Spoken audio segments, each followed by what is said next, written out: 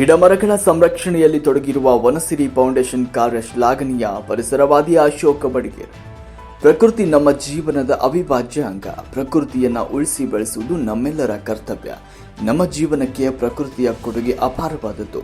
ಇಂತಹ ಪ್ರಕೃತಿಯ ಕೊಡುಗೆಯಾದ ಗಿಡಮರಗಳನ್ನು ನಾಶ ಮಾಡಿದ್ರೆ ನಾವುಗಳು ನಾಶವಾದಂತೆ.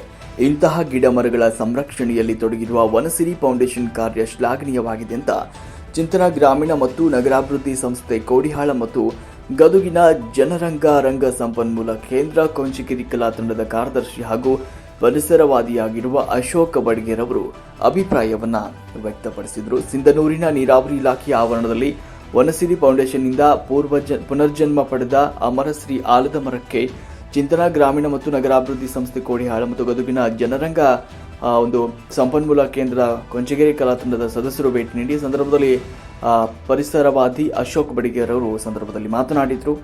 ಸಂದರ್ಭದಲ್ಲಿ ಪರಿಸರ ರಾಜ್ಯ ಪ್ರಶಸ್ತಿ ಪುರಸ್ಕೃತರು ಹಾಗೂ ವನಸಿರಿ ಫೌಂಡೇಶನ್ ರಾಜ್ಯಾಧ್ಯಕ್ಷರಾದ ಅಮರೇಗೌಡ ಮಲ್ಲಾಪುರ್, ಸದಸ್ಯ ಮುದುಕಪ್ಪ ಹೊಸಹಳ್ಳಿ, ಕ್ಯಾಂಪ್ ಚಿಂತನಾ ಗ್ರಾಮೀಣ ಮತ್ತು ನಗರಾಭಿವೃದ್ಧಿ ಸಂಸ್ಥೆ ಕೋಡಿಹಾಳ ಮತ್ತು ಗದುಗಿನ ಜನರಂಗ ಸಂಪನ್ಮೂಲ ಕೇಂದ್ರ ಕಲಾ ತಂಡ ಕೊಂಚಗೇರಿ ಸಂಚಾಲಕರು ಹಾಗೂ ಕಾರ್ಯದರ್ಶಿಗಳು ಅಶೋಕ ಬಡಿಗೇರ್, ಪ್ರಶಾಂತ ತಳಸದ, ಸುಬ್ಬಜ್ಜನ್ ಸಾಬ್, ನದಾಪ್, ದೇವಪ್ಪ ಹುಲುಗೂರ್, ಭೀಮಪ್ಪ ಹಮ್ಮಿಗ ಹಾಗೂ ವನಸಿರಿ ಫೌಂಡೇಶನ್ನ ಸದಸ್ಯರು ಸಂದರ್ಭದಲ್ಲಿ ಉಪಸ್ಥಿತರಿದ್ದರು. ವರದಿ ಚನ್ನಪ್ಪ ಕೆ ಹೊಸಹಳ್ಳಿ, ಮಹಾಯುಧ ನ್ಯೂಸ್.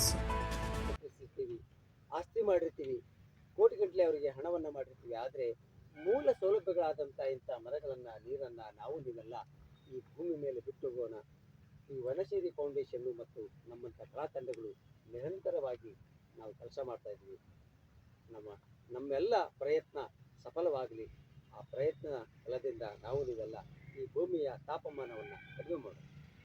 ರೈತನ ಹೊಲದಲ್ಲಿ ಇದ್ದಂಥ ಹುಟ್ಟಿ ಬೆಳೆದಿದ್ದ ಇತ್ತೀಚೆಗೆ ಅದರ ಒಂದು ಮರುಸ್ಥಾಪನೆ, ಯಾಕೆಂದರೆ ಆ ಒಂದು ಮರವನ್ನು ನಮ್ಮ ಚೆನ್ನೂರಿನ ವನಸಿರಿ ಫೌಂಡೇಶನ್ನಿನ ಅಧ್ಯಕ್ಷರು ನಮ್ಮ ಅಮರೇಗೌಡರು ಅವರ ಒಂದು ಆ ಮರದ ಒಂದು ಇಚ್ಛಾಶಕ್ತಿ, ಆ ಮರದ ಬಗ್ಗೆ ಒಂದು ಕಾಳಜಿ, ಅದನ್ನು ಮತ್ತೆ ಪುನರ್ಜನ್ಮ ನೀಡಿದ್ದಾರೆ. ಅದಕ್ಕೆ ರೈತರ ಒಂದು ಹೊಲದಲ್ಲಿ ಇದ್ದಂಥ ಈ ಆಲದ ಮರವನ್ನು ಅವರು ಅದು ಒಣಗಿ ಹೋದಂಥ ಮರವನ್ನು ಅದರ ಒಂದು ಕಲ್ಪನೆ ಇಟ್ಕೊಂಡು ಇಲ್ಲಿ ಒಂದು ಈ PWD ಕ್ಯಾಂಪ್ನಲ್ಲಿ ಅದನ್ನು ಬೆಳೆಸುವಂಥ ಇಡೀ ನಾಡಿಗೆ ಒಂದು ಮಾದರಿಯಾದಂಥ ಈ ಆಲದ ಮರ,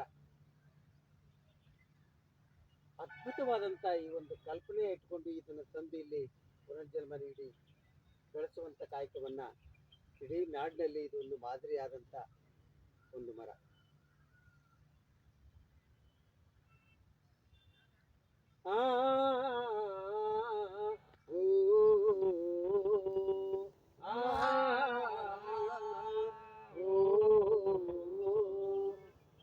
ಕಟ್ಟಿ ನವನಾಡ ಕಟ್ಟಿ ಈ ನೆಲಕ್ಕೆ ನಮಿಸ ಬನ್ನಿ, ಕಾಡ ಬೆಳೆಸ ಬನ್ನಿ, ನಮ್ಮ ಮರವ ಉಳಿಸ ಬನ್ನಿ. ಕಾಡ ಬೆಳೆಸ ಬನ್ನಿ, ನಮ್ಮ ಮರವ ಉಳಿಸ ಬನ್ನಿ.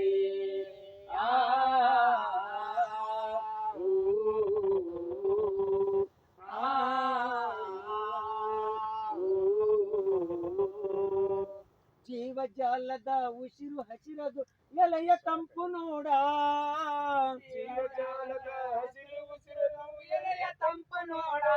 ನೀನು ಮರವ ಕಡಿಯಬೇಡ, ನೀನು ಮರವ ಕಡಿಯಬೇಡ, ನೀನು ಮರವ ಬೆಳೆಸಿ ನೋಡ, ನೀನು ಮರವ ಬೆಳೆಸಿ ನೋಡ, ನೀನು ಮರವ ಬೆಳೆಸಿ ನೋಡ, ನೀನು ಮರವ ಬೆಳೆಸಿ ನೋಡ.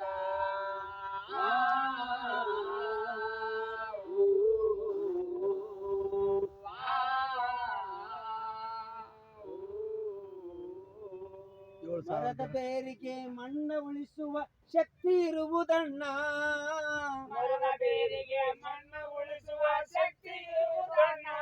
ಬೆಳೆಗೆ ಸಾರ ಸೇರಿಸಣ್ಣ, ಬೆಳೆಗೆ ಸಾರ ಸೇರಿಸಣ್ಣ, ಮಳೆಗೆ ಜೀವ ಕೊಡುವುದಣ್ಣ, ಮಳೆಗೆ ಜೀವ ಕೊಡುವುದಣ್ಣ, ಮಳೆಗೆ ಜೀವ ಕೊಡುವುದಣ್ಣ, ಮಳೆಗೆ ಜೀವ ಕೊಡುವುದಣ್ಣ.